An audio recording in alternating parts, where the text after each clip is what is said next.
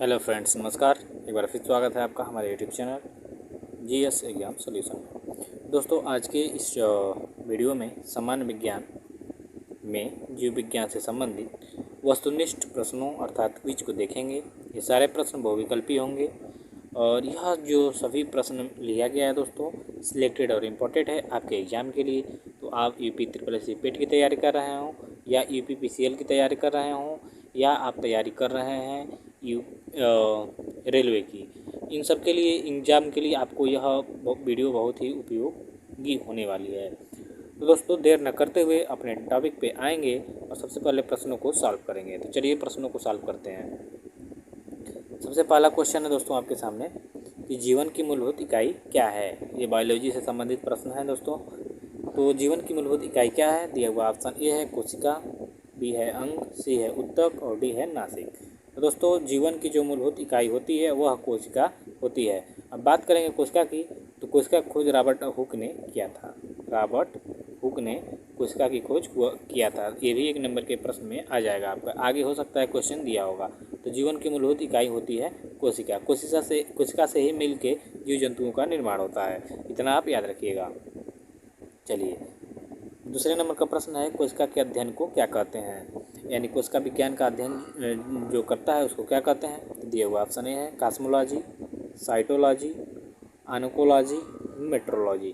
तो दोस्तों, कोशिका के अध्ययन को साइटोलॉजी कहते हैं। दिया हुआ ऑप्शन आपका बी हो जाएगा राइट। तो कोशिका के अध्ययन को क्या किया जाता है, कहा जाता है दोस्तों, साइटोलॉजी। अब कोशिका के अध्ययन के बारे में बात करेंगे दोस्तों। कोशिका विज्ञान के अंतर्गत कोशिकाओं के बारे में अध्ययन किया जाता है, यानी जीव विज्ञान की वह शाखा जिसके अंतर्गत कोशिकाओं का अध्ययन किया जाता है कोशिका विज्ञान कहलाता है। तो कोशिका के अध्ययन करने वालों को साइटोलॉजी कहा जाता है, यानी जो कोशिका के अध्ययन करने वाली शाखा है उसको हम कहते हैं साइटोलॉजी। ठीक है मित्रों। और कोशिका खोज किसने किया था दोस्तों? रॉबर्ट हुक ने। आप याद रखेंगे, कोशिका खोजकर्ता कौन है? Robert hook. और कोशिका के अध्ययन को साइटोलॉजी कहा जाता है। ठीक है। चलिए, तीसरे नंबर के प्रश्न है दूध से दही बनने के रूप में जमने का क्या कारण है, यानी दूध जो दही बनता है उसको जमने का क्या कारण है, किस कारण दूध दही बनता है। तो दिया हुआ ऑप्शन ए हो जाएगा माइक्रोबैक्टीरियम, स्टेफाइलोकोकस, लैक्टोबैसिलस या ईस्ट। तो दूध से दही बनने की जो प्रक्रिया है दोस्तों वह लैक्टोबैसिलस नामक जीवाणु के द्वारा होता है।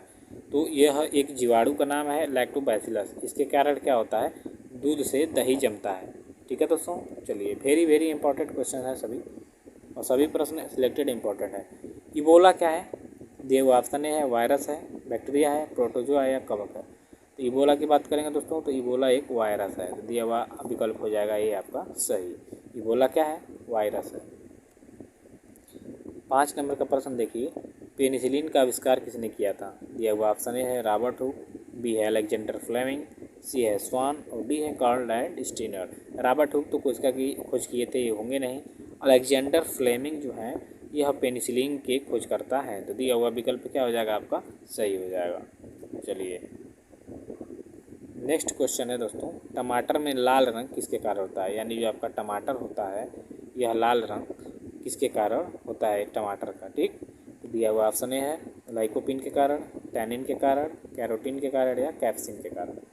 तो लाइकोपिन के कारण दोस्तों क्या होता है कि टमाटर लाल होता है। कैरोटीन के कारण दोस्तों क्या होता है, गाजर नारंगी होता है। और टैनिन के कारण क्या होता है दोस्तों, आंवला कसैलापन होता है। कैप्सिन के कारण मिर्चा में जो तीखापन होता है कैप्सिन के कारण होता है। और टैनिन के कारण आंवले में कसैलापन, और लाइकोपिन के कारण टमाटर का लाल रंग। दिया हुआ ऑप्शन हो जाएगा सही, याद रखिएगा। नेक्स्ट क्वेश्चन है दोस्तों कि मानव शरीर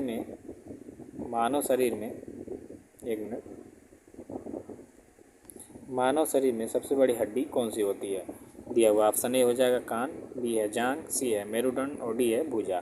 तो दोस्तों, मानव शरीर की बात करें हड्डी की, तो जांघ की यानी फीमर, जो फीमर की हड्डी होती है यह सबसे बड़ी होती है। तो दोस्तों, बी नंबर का जो आपका हो जाएगा ऑप्शन विकल्प वो हो जाएगा राइट। ठीक है, जांघ का यानी फीमर का। 8 नंबर के प्रश्न है कि विटामिन की खोज किसने की है। दिया हुआ विकल्प ए हो जाएगा एडवर्ड जेनर, बी है मार्टिन कूपर, सी है फंक और डी है रॉबर्ट हुक। तो दोस्तों विटामिन की खोज शायद 1904-5 में हुआ था और इसके खोजकर्ता यानी नाम देने वाले कौन थे? फंक। ठीक है, तो सी नंबर का क्वेश्चन विकल्प आपका हो जाएगा सही। 9 नंबर के प्रश्न देखेंगे कि मलेरिया नियंत्रण हेतु उपयोगी मछली है, यानी मलेरिया को नियंत्रित करने के लिए किस मछली को खाने से मलेरिया नहीं होता है या मलेरिया हुआ है तो ठीक हो जाता है दोस्तों। तो दिया वेरी इंपॉर्टेंट क्वेश्चन है ये। दिया हुआ विकल्प ए हो जाए कतला, विकल्प बी रोहू, विकल्प सी ग्रास और विकल्प डी गैम्बूसिया।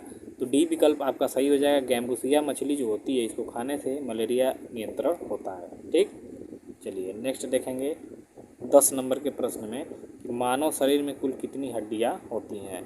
दिया हुआ विकल्प ए है 206 हड्डी, 205 हड्डी, 204 हड्डी और 203 हड्डी।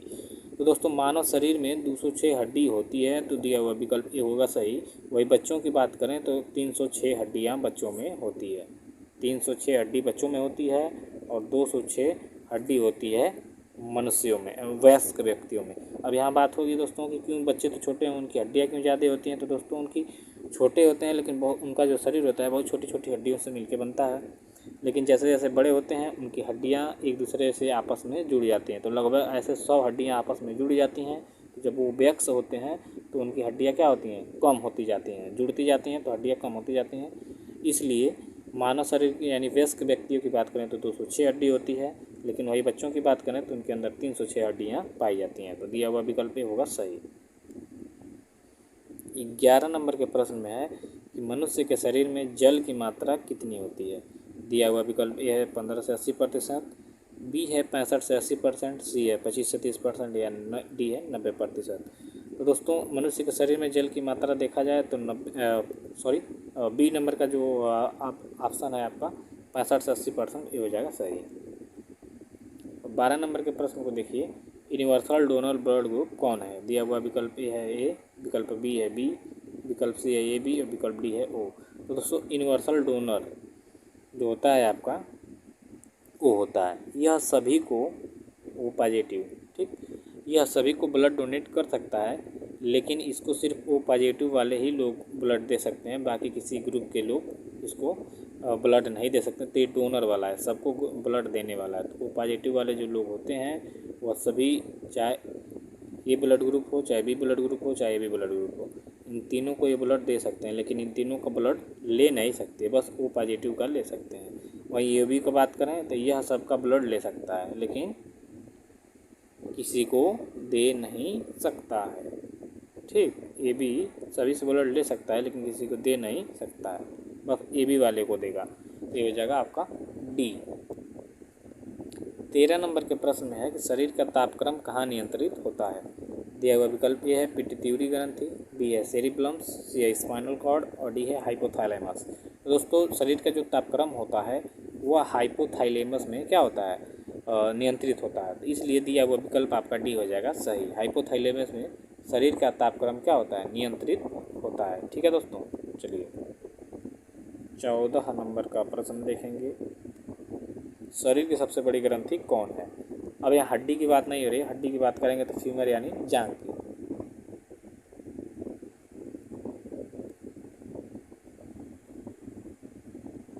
तो बात यहाँ हो रही है कि शरीर की सबसे बड़ी ग्रंथि कौन है। हड्डी की बात करेंगे तो फीमर यानी जांघ की हो जाएगी, लेकिन यकृत की बात करेंगे तो दिया हुआ विकल्प ए है ग्रंथि की बात करेंगे तो दिया हुआ विकल्प ए है यकृत, बी है थायराइड, सी है अमाशय और डी है लार ग्रंथि। तो दोस्तों यकृत यानी लीवर, यकृत अर्थात लीवर, जो आपका लीवर होता है यह सबसे बड़ी ग्रंथि होती है। तो दिया हुआ विकल्प ए है सही। यह आपके सभी लगभग एग्जामों में बहुत बार यह पूछ चुका है, तो वेरी इंपॉर्टेंट है दोस्तों ये आपके लिए। यकृत कर लेंगे, वेरी इंपॉर्टेंट, ए है विकल्प सही हो जाएगा। ठीक है, चलिए 15 नंबर के प्रश्न देखिए कि निम्न में से जीवाश्म ईंधन का उदाहरण कौन है। दिया हुआ विकल्प ए है कोयला, विकल्प बी प्राकृतिक गैस, सी है पेट्रोलियम, डी है सभी। तो यह तीनों जो हैं दोस्तों यह जीवाश्म ईंधन के उदाहरण है। अब बात करेंगे जीवाश्म ईंधन होता क्या है। तो दोस्तों लाखों वर्ष आप बहुत पहले पढ़े होंगे साइंस या भूगोल की पुस्तक में कि लाखों वर्ष पूर्व पृथ्वी पर उथल पुथल के कारण विभिन्न जीव जंतु पेड़ पौधे पृथ्वी के नीचे दब गए थे। तो अत्यधिक उच्च तापमान और दाब के कारण वो किस में बदल गए? जीवाश्म में बदल गए। कुछ कोयले में बदल गए, कुछ पेट्रोलियम पदार्थ में बदल गए, तो ऐसे जो बदल गए, ठीक है। तो ये जीवाश्म ईंधन है।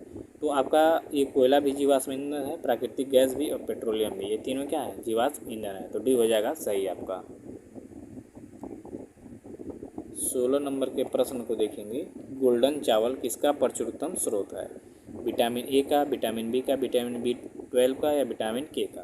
तो दोस्तों गोल्डन चावल जो है विटामिन ए का क्या होता है, मतलब गोल्डन चावल में विटामिन ए की प्रचुर मात्रा होती है। तो दिया हुआ विकल्प ही हो जाएगा सही।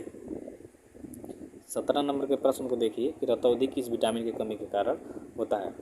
दिया हुआ विकल्प ए है vitamin D, vitamin C, vitamin A और विटामिन ई। तो दोस्तों रतौंधी विटामिन ए के कारण होता है। तो जहाँ भी होगा ए यानी विटामिन विकल्प सी हो जाएगा सही। विटामिन ए के कारण क्या होता है कि रतौंधी होती है, ठीक है। जो रात में नहीं दिखाई देता है इसी रतौंधी होती है, ठीक। रात में नहीं दिखाई देता है वही रतौंधी होती है। और ये विटामिन ए की कमी, शरीर में विटामिन ए की जब कमी हो जाती है तो होता है ये रतौंधी। और इसका जो रतौंधी दूर करना है आपको, स्रोत अगर जो बात करें विटामिन ए के मुख्य स्रोत क्या है, तो दोस्तों आपकी हरी सब्जियां हैं, फल हो गए और फल फूल हो गए, ठीक है। ये विटामिन ए के क्या हैं, आपके स्रोत हैं। 18 नंबर के प्रश्न को देखिए। अभी मैंने ऊपर जस्ट इस क्वेश्चन पे चर्चा किया था, आंवले का फैलापन किस प्रकार का किससे होता है, ठीक है। तो टैनिन में ऊपर बताया था कि टैनिन के कारण ही आंवले का फैलापन होता है। लाइकोपीन मतलब टमाटर का लाल रंग, कैरोटीन के कारण मैं बताया था दोस्तों कि गाजर का नारंगी रंग, और कैप्सिन के कारण मिर्च जो होता है आपका उसमें तीखापन। तो टैनिन हो जाएगा दोस्तों बी, ठीक है। टैनिन के कारण आंवला का फैलापन होता है। 19 नंबर के प्रश्न को देखिए। आनुवंशिकी के जनक कौन है? दिया हुआ विकल्प ए है अरस्तु, विकल्प बी है बेटसन, विकल्प सी है विलियम हार्वे और जीजी मेंडल। तो जो जॉन गेर्ग मेंडल हैं, जीजी मेंडल, यही क्या है, आनुवंशिकी के जनक हैं, ठीक है। सर्वप्रथम मटर के पौधे पे क्या किया था इन्होंने, आविष्कार किया था। एक पादरी थे, क्या थे दोस्तों, एक चर्च के यह पादरी थे, और वहीं पे बागानों में इन्होंने मटर के पौधे पर सर्वप्रथम प्रयोग किया था, इसलिए इनको आनुवंशिकी का जनक कहा जाता है। तो जीजी मेंडल, जॉन ग्रेगिक मेंडल, डी सही होगा। लास्ट क्वेश्चन है 20 नंबर का कि बेकिंग सोडा का रासायनिक नाम क्या है? Sodium bicarbonate, sodium carbonate, sodium acetate या सोडियम हाइड्रोक्साइड। तो बेकिंग सोडा अर्थात का जो रासायनिक नाम होता है वो सोडियम बाइकार्बोनेट होता है दोस्तों, ठीक है। दिया हुआ विकल्प हो जाएगा सही, सोडियम बाइकार्बोनेट। तो दोस्तों इस तरह की वीडियो देखने के लिए हमारे चैनल को सब्सक्राइब करें, जीएस एग्जाम सॉल्यूशन, ठीक है दोस्तों। वीडियो अच्छी लगे तो कमेंट लाइक शेयर जरूर करें। Thank you so much. मिलते हैं नेक्स्ट वीडियो में।